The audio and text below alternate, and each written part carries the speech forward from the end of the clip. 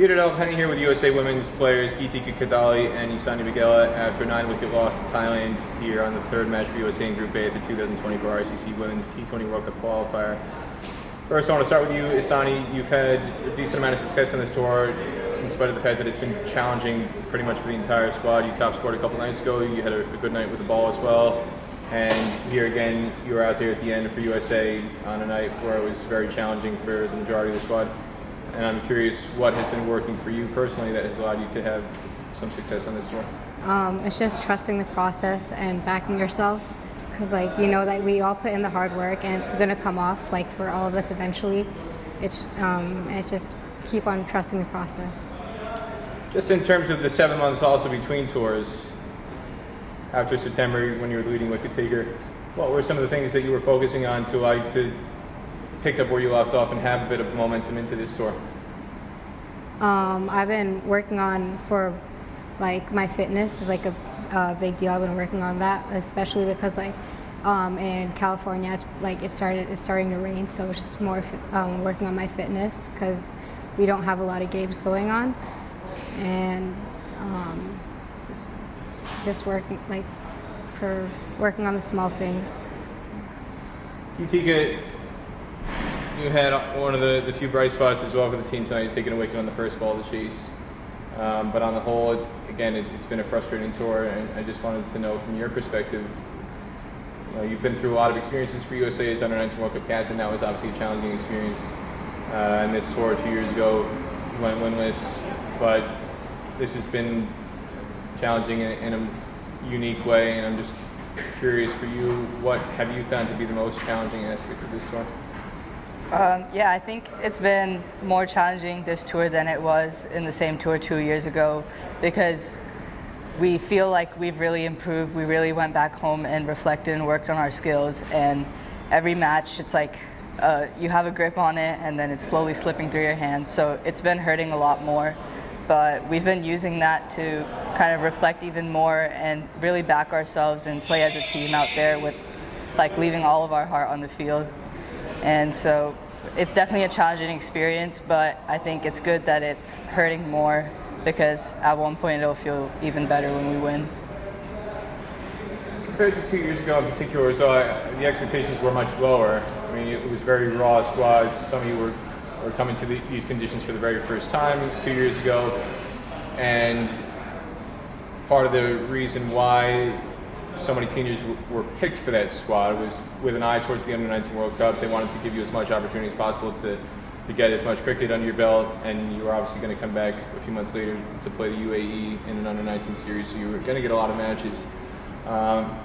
And the approach for that was geared towards the under-19 World Cup. This, with all the experiences you've had since then, it felt like, especially looking at the warm-up games, this squad had a bit more belief, had a bit more confidence, and you were a lot more competitive in the games leading into the first match.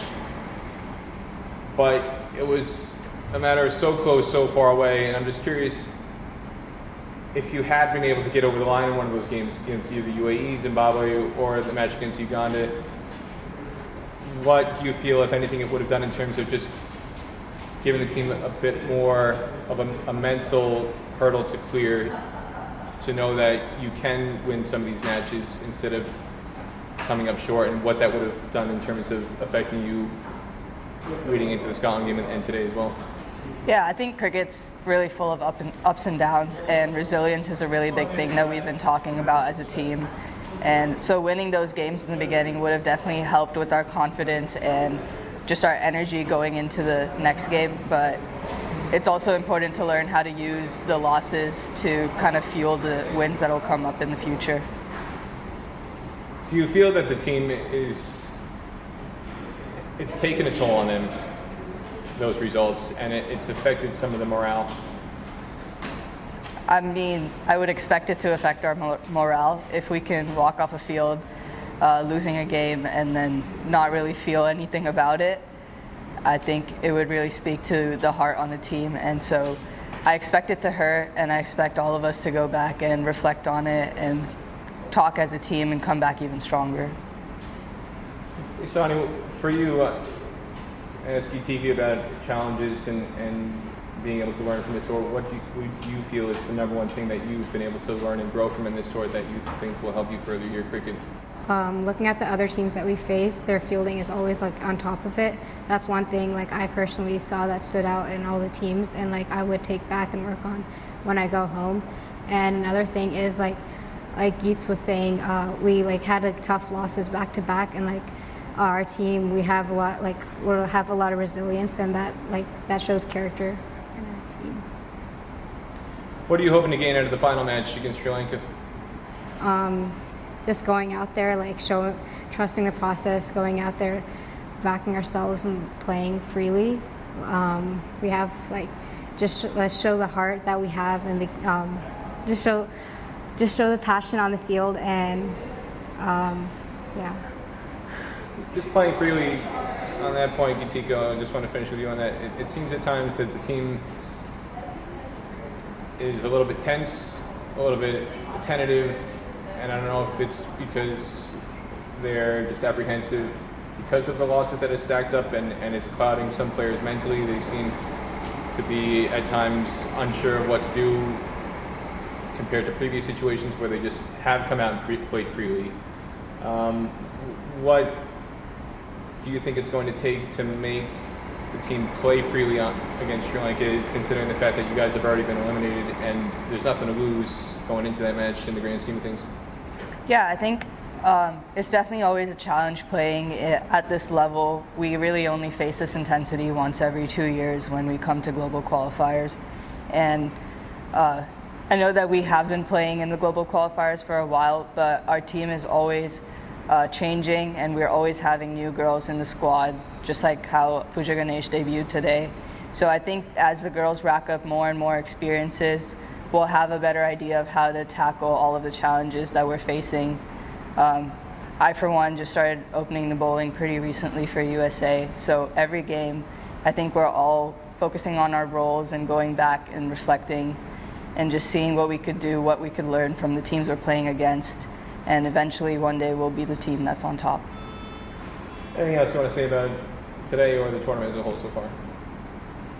I think it's been a great experience at this tournament, and a lot of the girls are having their first time like playing for USA, and it's always good as senior players like Isani and myself to see their smiles and how they feel after they bowl that first ball or take that first wicket or hit that first boundary.